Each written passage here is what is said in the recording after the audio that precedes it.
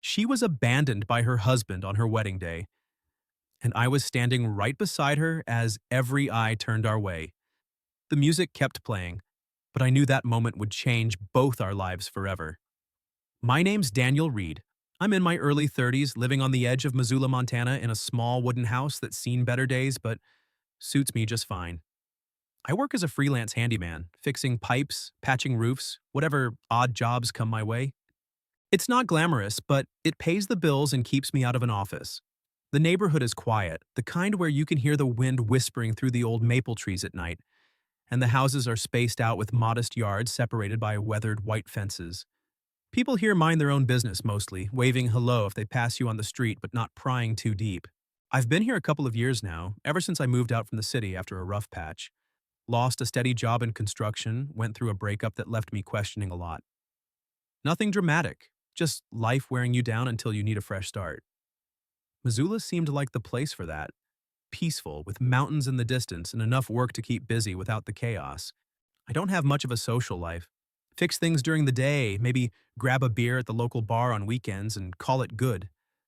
No family nearby, no kids, just me and the occasional stray cat that wanders through. That afternoon started like any other. I just finished a job downtown replacing some faulty wiring in an old diner and came home with sore hands and a back that ached from bending over all day. The sun was dipping low, casting long shadows across the yards, and the air had that crisp Montana bite that hints at an early chill. I was out in my front yard, kneeling down to fix a leaky garden hose connection. Nothing urgent, but I hate leaving things broken. When I heard footsteps on the gravel path next door, I glanced up and saw her, Elena Harper, my neighbor from the house at the end of the row. She'd moved in a few months back, but I didn't know much about her. She was in her mid-40s, I guessed, with dark brown hair tied back neatly, wearing a simple sweater and jeans that looked practical rather than stylish. She kept to herself, coming and going quietly, always home before dark. Folks in the neighborhood whispered she was a widow or something, but no one really knew. She had this reserved air about her, like she carried a weight that made her avoid eye contact most days. She stood there at the edge of her yard looking over the low fence that separated our properties, her hands clasped tightly in front of her. Her face was pale, and there was something off in her eyes, a flicker of hesitation, maybe fear. I straightened up, wiping my hands on my work pants, and nodded politely. Hey, Elena, everything all right? She hesitated, her lips pressing into a thin line before she spoke. Her voice was soft, almost tentative, like she wasn't used to asking for help. Sorry to bother you, Daniel, but could you come over and fix my fence for me? I followed her gaze to the back of her yard. Sure enough, a section of the old white picket fence had toppled over, probably from the strong winds we'd had the night before. Splintered wood lay scattered on the grass, leaving a gap that opened up to the shadowy woods beyond. It wasn't a big job, nothing I couldn't handle in an afternoon or two. Yeah, sure, I said, grabbing my toolbox from the porch without thinking twice. Let me take a look. She nodded gratefully, but as she turned to lead me around the side of her house, she paused mid-step. Her shoulders tensed, and she glanced back at me, her eyes wide with something I couldn't quite place. Vulnerability, maybe, or desperation. Her voice dropped to a whisper, so low I almost missed it over the rustling leaves. I'm scared. That tonight I won't come back. The words hit me like a punch to the gut. I froze, toolbox still in hand, staring at her back as she continued walking. What the hell did that mean? Won't come back? From where? To what? My mind raced with possibilities.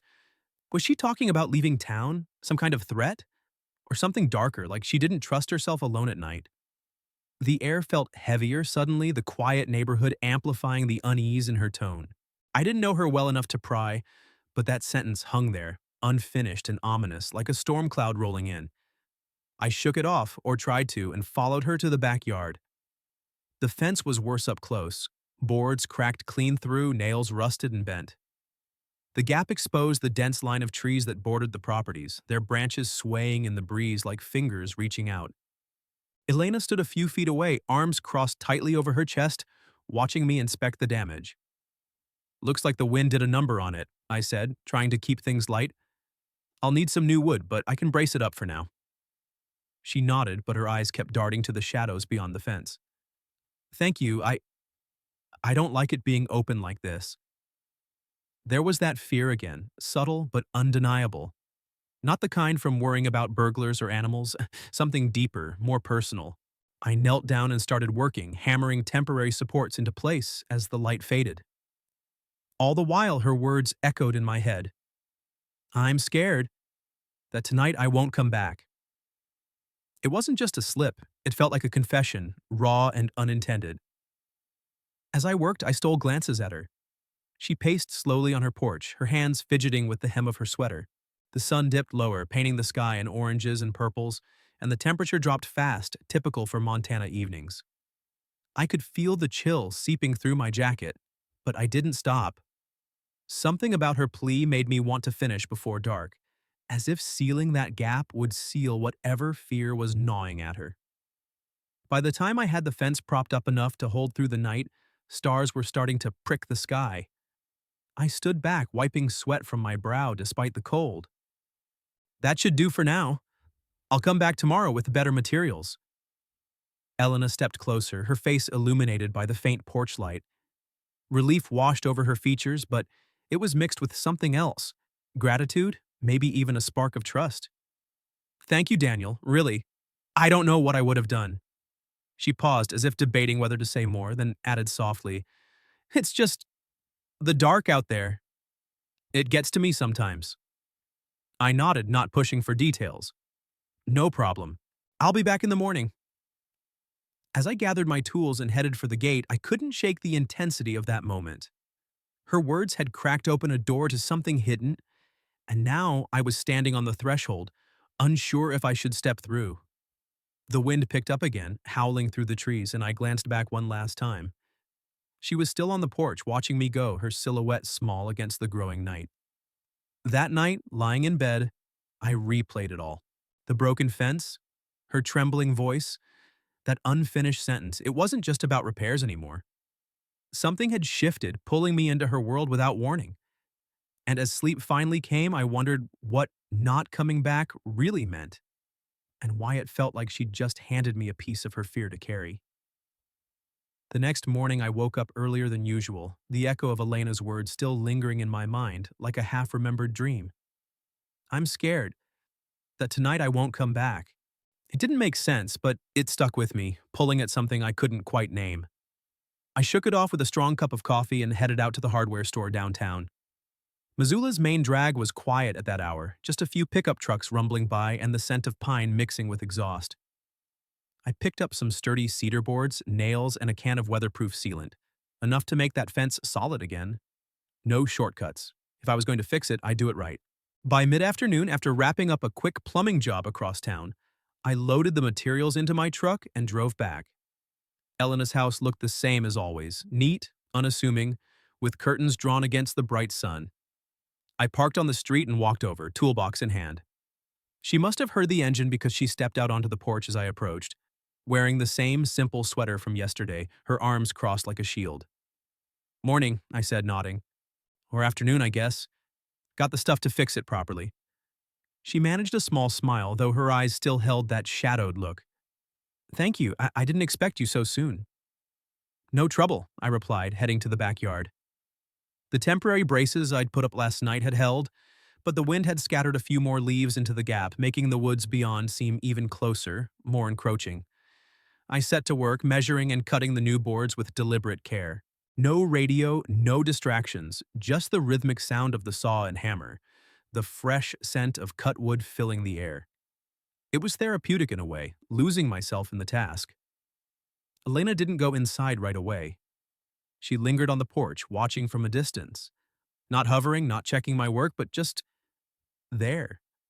Like my presence was a buffer against whatever haunted her. I caught her glancing at the tree line a few times, her posture tense, but she didn't say anything. After about an hour, as I nailed the first new section in place, she brought out a glass of iced tea. Here, she said softly, handing it over the half-repaired fence. It's hot out. I took it, wiping sweat from my forehead. Appreciate it. Montana summers sneak up on you. She nodded, leaning against the porch rail. They do, and the nights come fast. There was a pause, heavy with unspoken things, but she didn't elaborate on her words from yesterday. I didn't push. We talked a little. Safe topics, like how the old fences in this neighborhood always gave way to the winds off the mountains, or how the maples turned fiery red in fall. Nothing deep, just enough to fill the silence without forcing it. That became the pattern over the next few days. I'd finish my other jobs and head over in the late afternoon, working until the light started to fade. I'd make progress slowly, reinforcing posts one day, painting the next, stretching it out not because it was complicated, but because it felt right. Elena would watch from the porch, sometimes bringing water or tea, sometimes just standing there with her arms wrapped around herself. Our conversation stayed light. The unpredictable weather in Montana, how wood rots faster in the damp soil here, the way nights dropped cold without warning. Simple stuff, but it built a quiet rhythm between us. It didn't take long for the neighborhood to notice. Missoula's outskirts are small town enough that people talk. The first whisper came from old Mr. Jenkins 2 doors down, who stopped me one evening as I loaded my truck. "Spending a lot of time over at Miss Harper's, huh?" he said, eyeing me with that knowing squint older folks get. "Fence job taking longer than expected?" I shrugged, keeping it casual. "Just making sure it's done right. Winds around here are brutal."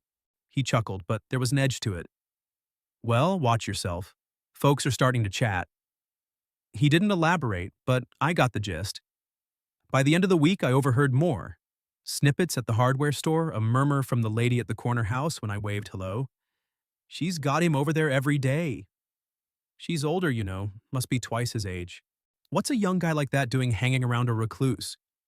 The rumors twisted simple facts into something murky, implying things that weren't there. Elena and I weren't together. Hell, we barely talked beyond the basics. But in a quiet place like this, helping a neighbor could spark a fire. Elena must have heard them too. One afternoon, as I sanded down a rough edge on the new boards, she came out with a plate of sandwiches, ham and cheese, nothing fancy. "People are talking," she said quietly, setting it on the porch step. I paused, hammer in hand. "Yeah, I've caught wind of it." She looked away toward the now closing gap in the fence. "I'm sorry, I didn't mean to drag you into whatever this looks like to them." "It's fine," I said, though truthfully, it was starting to grate. The stairs when I drove up, the sidelong glances at the mailbox. But seeing her there, less tense than that first day, made it worth it. She didn't tremble as much when the sun dipped low, and sometimes she'd even sit on the steps while I worked, her presence a silent comfort. "They're just bored. It'll blow over." But it didn't. A few days later, as I was packing up after sealing the last coat of paint, Mrs. Caldwell from across the street cornered me in my own driveway. She was the neighborhood gossip queen, always with a friendly warning. "Daniel, hun, you seem like a nice boy," she started, her voice dripping with false concern. "But you ought to be careful over there. Word is, Elena's, well, she's got a reputation. Always calling men over after dark, or so they say. Not that I'm judging, but a young fella like you—" I cut her off firmer than I intended. "She's just asked me to fix her fence, Mrs. Caldwell. Nothing more." She raised her eyebrows, lips pursing. "If you say so. But rumors don't start from nothing." She walked off with a huff, leaving me standing there, toolbox at my feet, feeling the weight of eyes on me from half the street. That evening, as I worked the last touches under the fading light, the air felt heavier, not just from the cooling temperature, but from the invisible pressure building around us. Elena stood on the porch, watching as always, but her expression was tighter, like the whispers had reached her too. I hammered the final nail, stepping back to admire the solid, unbroken line of white pickets. It looked good, strong, reliable.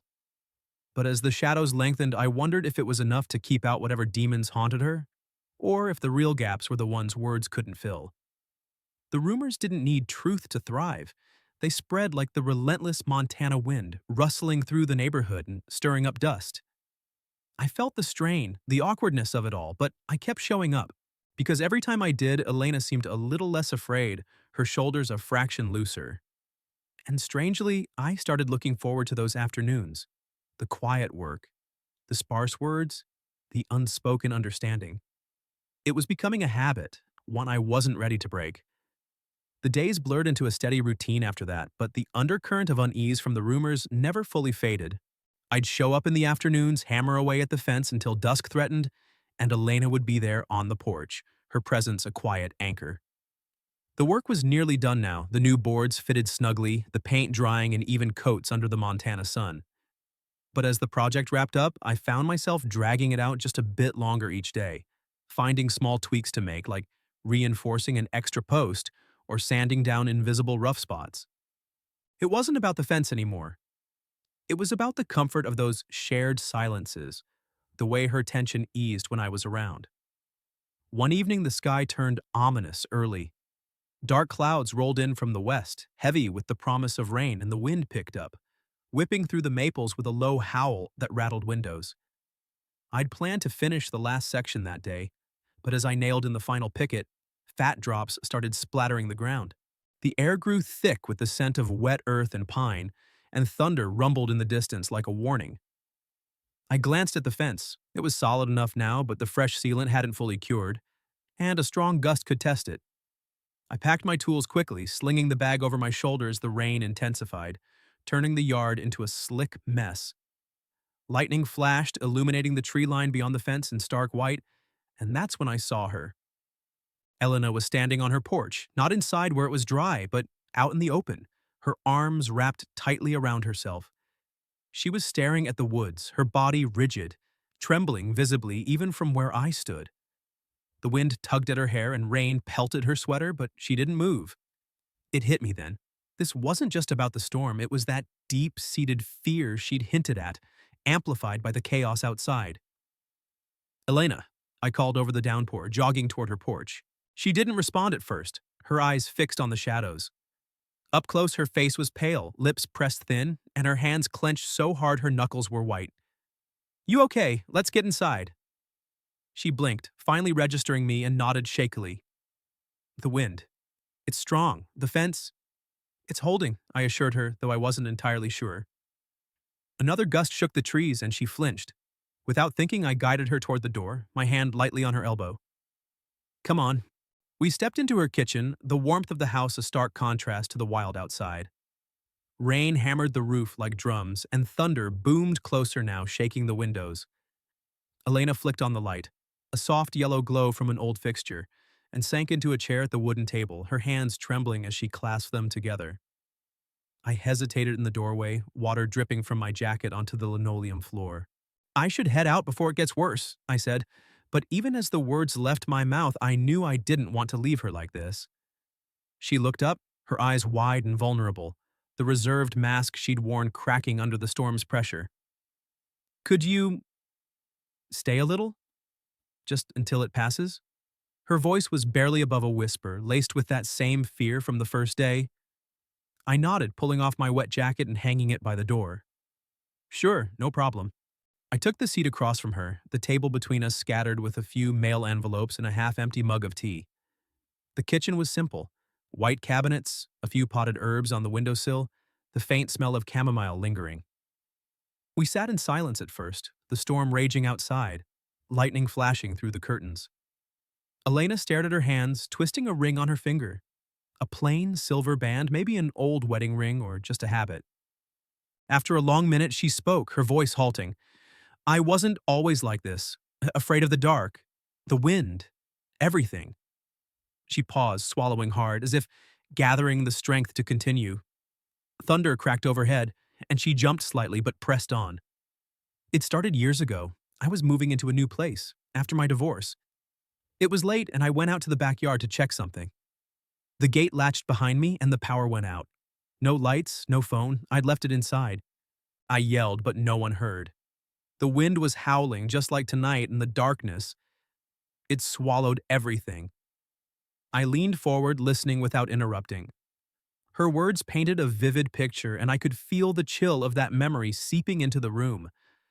I was out there all night, she continued, her voice cracking, cold, alone, panicking. Every rustle in the bushes felt like something coming for me. By morning, when a neighbor finally found me, I was a wreck.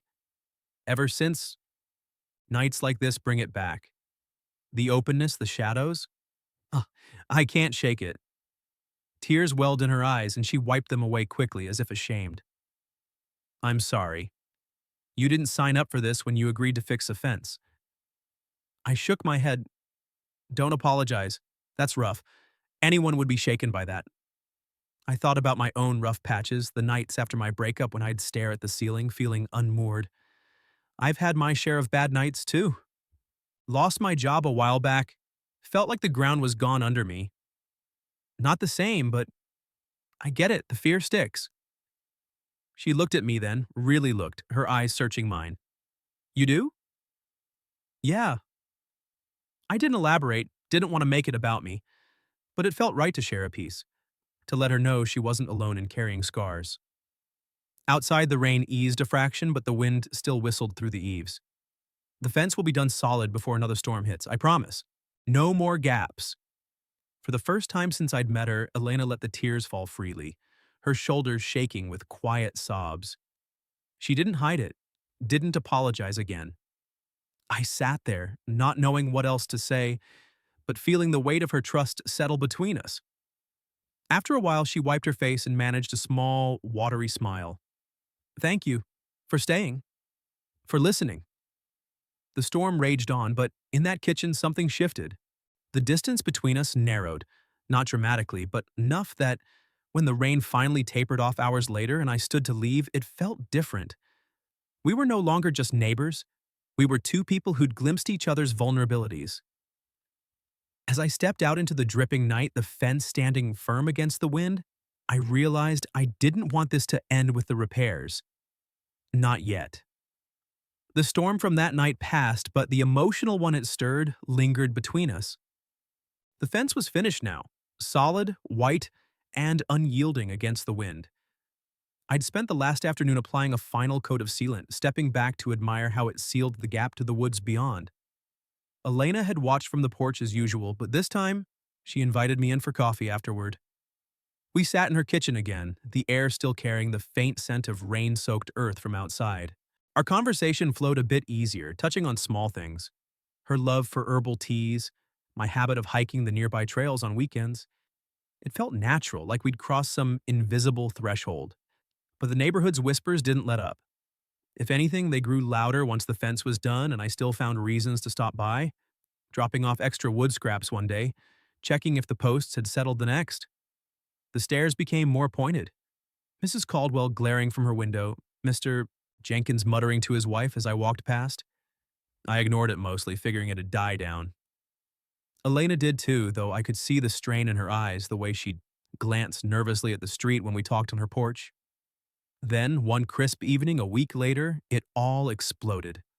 I'd just arrived home from a long day fixing a roof in town, my truck still loaded with ladders, when I heard the knock, not on my door, but on Elena's. Blue and red lights flashed against the darkening sky, casting eerie shadows on the fences. A police cruiser was parked out front, two officers standing on her porch. My stomach dropped. I stepped outside, toolbox forgotten, and walked over just as Elena opened the door, her face draining of color. "Evening, ma'am," one officer said, his voice official but not unkind. "We got a call about, well, a possible disturbance. Someone reported a woman keeping a younger man at her place overnight, against his will or something. Said it looked suspicious." Elena's hands gripped the doorframe, her knuckles white. "What? That's not true. There's no one here but me." The other officer glanced at me approaching. "Sir, you live nearby?" "Yeah, next door," I said, stepping up. My heart pounded, a mix of anger and confusion. "What's going on?" The first officer eyed me. "You Daniel Reed?" The caller mentioned a handyman hanging around a lot. Said it might be coercive or something. I felt heat rise in my face. Coercive? I was just fixing her fence, that's it. Elena spoke up, her voice steadier than I expected. "He's telling the truth. I asked for his help. There's no disturbance." The officers exchanged looks, then nodded. "All right, ma'am. Just checking on the report. Anonymous tip. You know how it is. Have a good night." They tipped their hats and left, the cruiser pulling away quietly. But the damage was done. Elena closed the door, leaning against it, her breath coming in shallow bursts. "Who would do that?" she whispered, more to herself than me. I knew. The rumors had festered into action. "Someone who doesn't mind their own business," I said, trying to keep my voice calm. "You okay?" She nodded, but her eyes were distant. I should have known. People talk. They always do. That night, I couldn't sleep. The incident replayed in my head. The lights, the accusations, the way it twisted simple kindness into something ugly. By morning, the whole neighborhood buzzed with it. I overheard snippets at the mailbox. Cops at Elena's last night. That young guy's involved, mark my words. She's too old for that nonsense, probably luring him in. The words stung, painting Elena as some kind of predator and me as a naive fool. I wanted to confront them, but what good would that do? It'd only fuel the fire. Elena avoided going out for a couple of days, her curtains drawn tight. I stopped by anyway, knocking softly. She let me in and we sat in the kitchen, the same table where she'd shared her story. "They're looking at me differently," she said, stirring her tea absently, "like I'm broken or dangerous." "You're not," I insisted. "This is their problem, not yours." But it escalated. A few days later, a notice arrived in everyone's mailbox. An impromptu neighborhood meeting at the community hall down the street. To discuss recent concerns, it read. I knew what that meant. Elena got one too, and when I saw her that afternoon, she looked resolved. "I'm going," she said. "I won't hide." The hall was a modest building with folding chairs and fluorescent lights, smelling of old coffee and dust. About 24 neighbors showed up, murmuring in clusters. Mrs. Caldwell sat front and center, her lips pursed. Mr. Jenkins nodded along with whatever she whispered. Elena and I took seats in the back, her hand brushing mine briefly for support. The meeting started casually, talk of streetlights and potholes, but it didn't take long to veer into the real agenda. Mrs. Caldwell stood up. "We all know why we're really here. There's been unusual activity at Miss Harper's place. Late-night visits, a young man coming and going. And now the police? We don't want trouble in our quiet neighborhood. It's unseemly, a woman her age keeping company like that." Murmurs rippled through the room. Someone else chimed in. "It's not right. What if it's something more? We have kids here." I felt my fist clench, but Elena touched my arm, signaling me to wait. Then, to my surprise, she stood.